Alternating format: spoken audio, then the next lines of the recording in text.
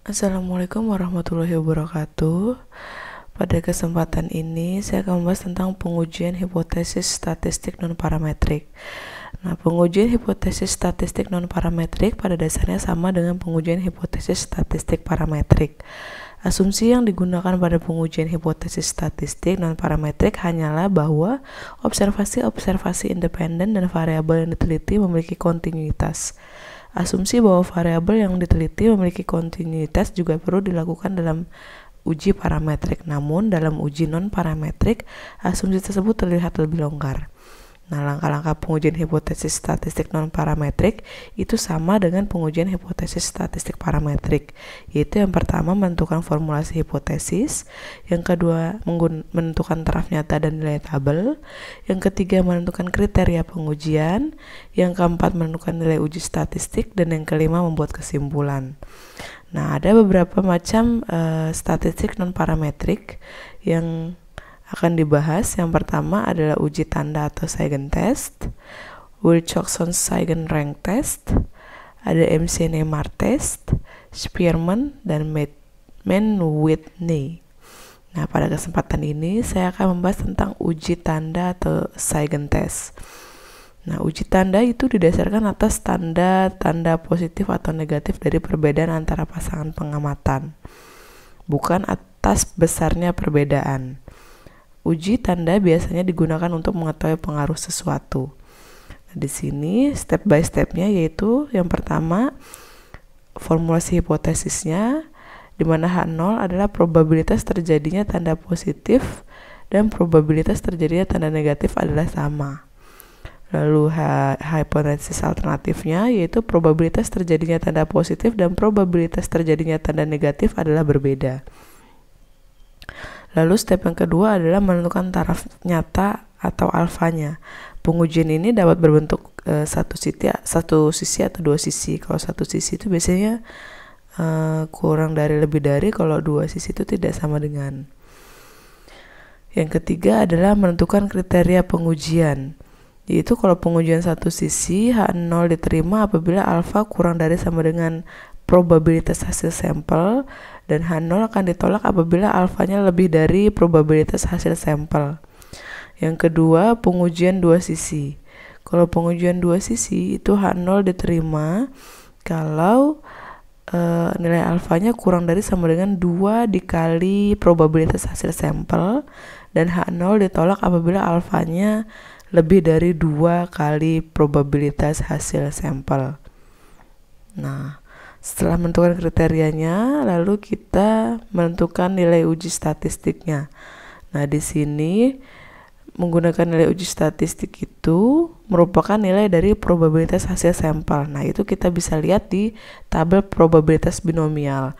Di tabel probabilitas binomial itu ada N, ada R, dan ada P-nya yaitu 0,5, di mana R adalah jumlah tanda yang terkecil.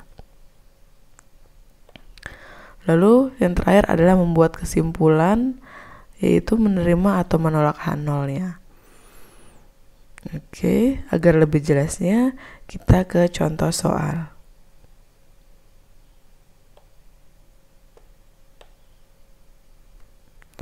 Di sini ada contoh, PT Mondar-Mandir ingin mengukur peningkatan mutu kerja karyawan di perusahaannya setelah memberlakukan kenaikan gaji. Untuk itu diambil sampel sebanyak 10 karyawan, datanya adalah sebagai berikut. Jadi ini adalah pegawainya 1 sampai 10. Ini adalah skor sebelum dan sesudah diberlakukannya kenaikan gaji dan sesudah diberlakukannya kenaikan gaji. Ujilah dengan taraf nyata 5% apakah ada peningkatan mutu kerja karyawan setelah gaji naik. Oke, kita akan cari dulu step by stepnya. Yang pertama adalah formulasi hipotesisnya.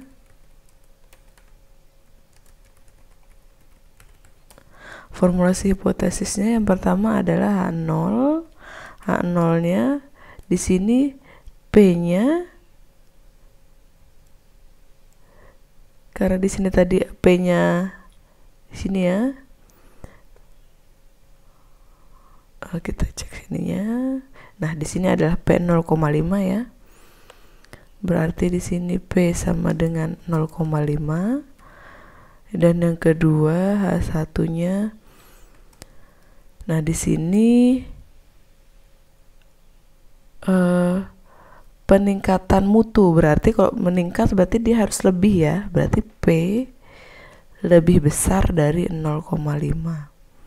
Jadi kalau P-nya sama, hipotesisnya ini, kalau P-nya sama dengan 0,5 berarti tidak ada peningkatan mutu kerja. Sedangkan kalau yang P-nya lebih besar dari 0,5 berarti dia ada peningkatan ya. Ada peningkatan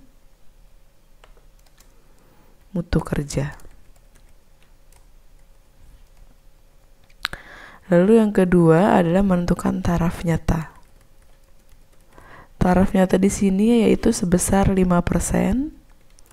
Itu sama saja dengan 0,05. Lalu yang ketiga adalah kriteria pengujian.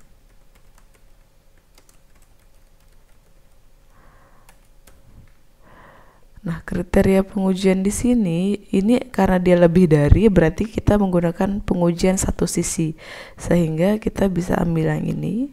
Kalau pengujian satu sisi, nah ini ya kriteria pengujiannya. Lalu step selanjutnya adalah uji statistik. Nah, untuk uji statistik ini saya akan pindahkan dulu datanya. Ini adalah pegawai. Yang ini sebelum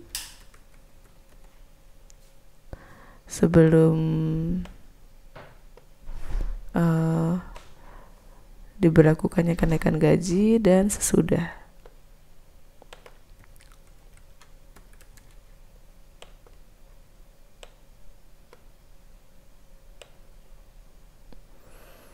Oke, saya akan pindahkan datanya yang ini ya, 71, 91, 86 dan seterusnya. Ini pegawai 1 sampai pegawai ke 10. Ini datanya.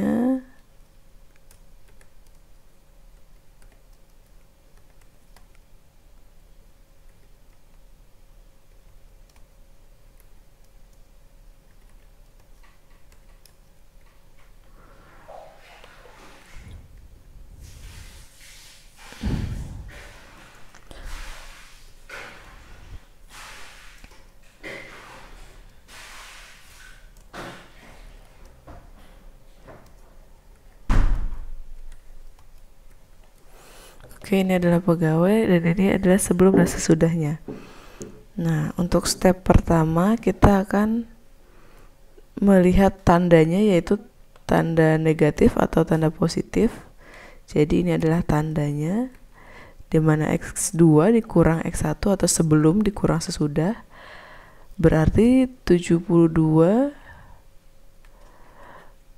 dikurangi 71 ya. Oke, ini X2 dikurangi X1 ya, atau sesudah dikurangi sebelum. Jadi ini kita bisa ambil kesimpulan tandanya yang ini adalah positif, yang ini negatif, yang ini negatif, yang ini positif, yang ini positif, yang ini negatif, yang ini positif, yang ini positif ya. Selanjutnya. Nah, ternyata di sini jumlah tanda positifnya ada 1, 2, 3, 4, 5, 6, 7. Berarti tanda positifnya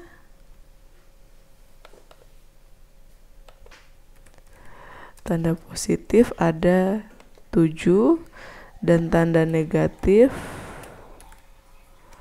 ada 3. Berarti di sini untuk nilai uji statistiknya diketahui bahwa N-nya sama dengan 10, lalu R-nya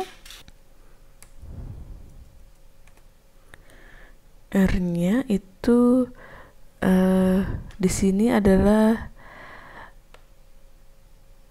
jumlah tanda yang terkecil. Tanda yang terkecil adalah tanda negatif, yaitu sebanyak 3, dan nilai P-nya adalah di sini 0,5. Nah, sehingga kita bisa cari probabilitas hasil sampelnya di tabel binomial. Di tabel binomial ini, di sini saya pindahkan N-nya sama dengan 10, R-nya sama dengan 3, dan P-nya 0,5 ya tadi. Kita bisa lihat di sini adalah N-nya sama dengan 10. Nah, untuk tabel distribusi probabilitas binomial ini dapat dilihat di lampiran buku statistik. Jadi di buku statistik mana aja ada. Nah, di sini saya ambil N-nya sama dengan 10, R-nya 3, dan P-nya 0,5. Nah, di sini ketika R-nya, kita lihat di 0,5 ini ya, ketika R-nya 0 itu hasilnya adalah 0,001. Ketika R-nya 1 itu 0,010. Lalu ketika R-nya 2 adalah 0,044. Dan ketika R-nya 3 yaitu adalah 0,117. Nah, di sini terakhir R-nya adalah 3 ya. Jadi kita pindahkan di sini.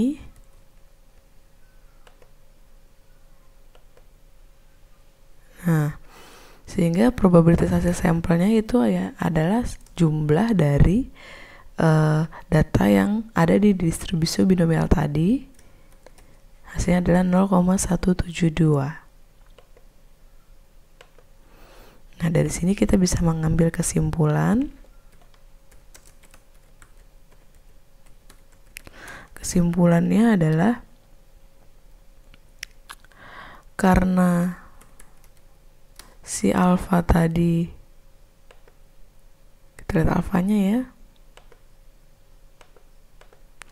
itu sama dengan 0,05 tadi taraf nyatanya, itu ternyata dia lebih kecil dari si probabilitas hasil sampelnya, lebih kecil dari probabilitas hasil sampel, yaitu sama dengan 0,172.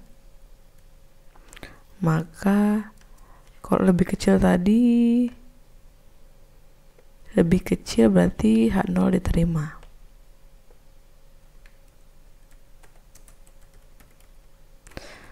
Kalau H0 diterima,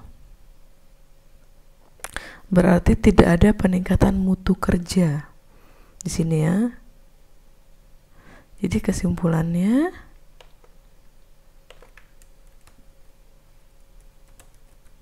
jadi tidak ada peningkatan mutu kerja karyawan setelah gaji dinaikkan. Oke, demikianlah pembahasan mengenai uji Seigen test pada statistik non-parametrik. Saya akhirnya, assalamualaikum warahmatullahi wabarakatuh.